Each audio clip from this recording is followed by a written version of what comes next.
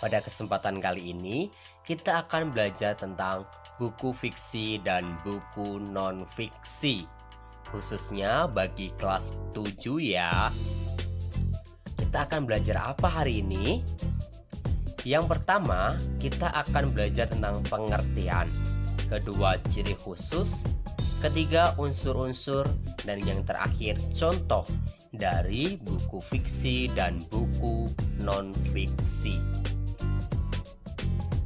Mari kita awali dengan belajar pengertian dari buku fiksi dan buku non-fiksi.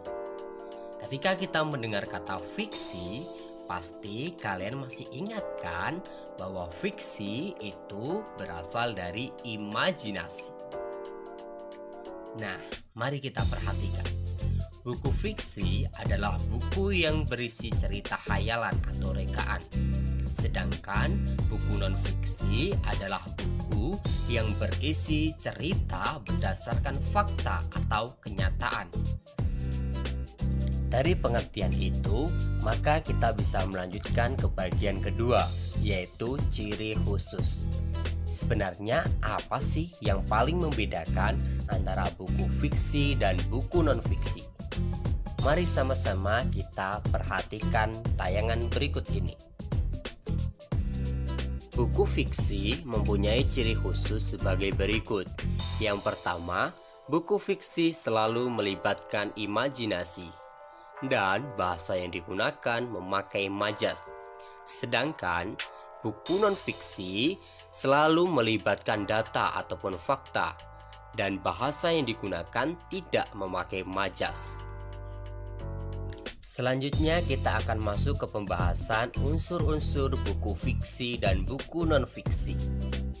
Kira-kira unsur apa saja ya yang ada di dalam kedua buku tersebut?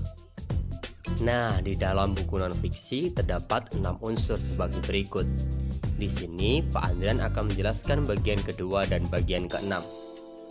Rincian subbab adalah sub-subbab apa saja yang akan dibahas di dalam buku tersebut. Biasanya terdapat di bagian daftar isi. Sedangkan cara penyajian maksudnya adalah bagaimana tentang pengemasan, kertas, kualitas buku dan sebagainya. Begitu pula dengan di dalam buku fiksi.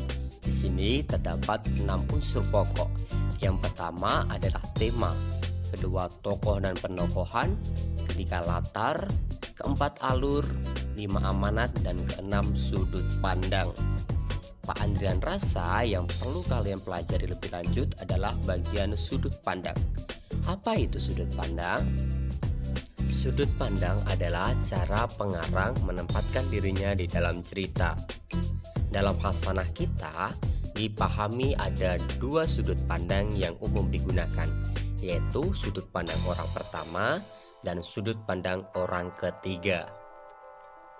Sudut pandang orang pertama bisa dipahami bahwa pengarang terlibat di dalam cerita. Artinya, pengarang pun menceritakan dirinya. Sedangkan sudut pandang orang ketiga berarti pengarang berada di luar cerita, sehingga pengarang menceritakan orang lain.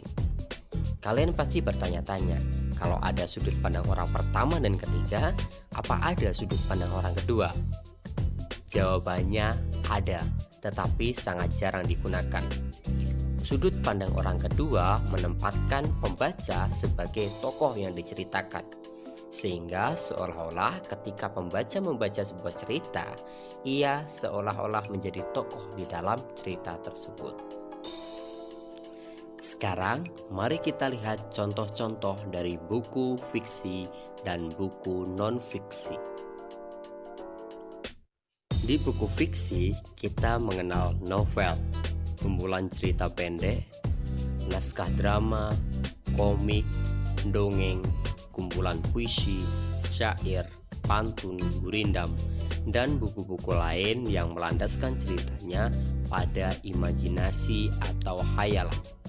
Sedangkan buku non-fiksi adalah buku-buku yang berdasarkan pada fakta. Contohnya, kamus, kitab suci, kumpulan artikel, dan laporan penelitian.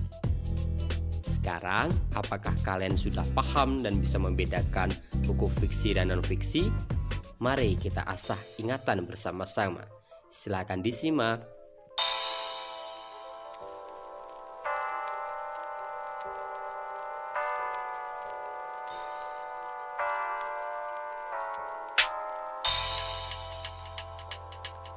Nah, jika jawabanmu nomor 1 dan 3, artinya kamu sudah memahami materi ini.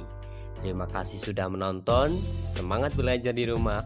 Jangan lupa subscribe, klik tombol suka dan bagikan ke teman-teman. Sampai jumpa di video berikutnya.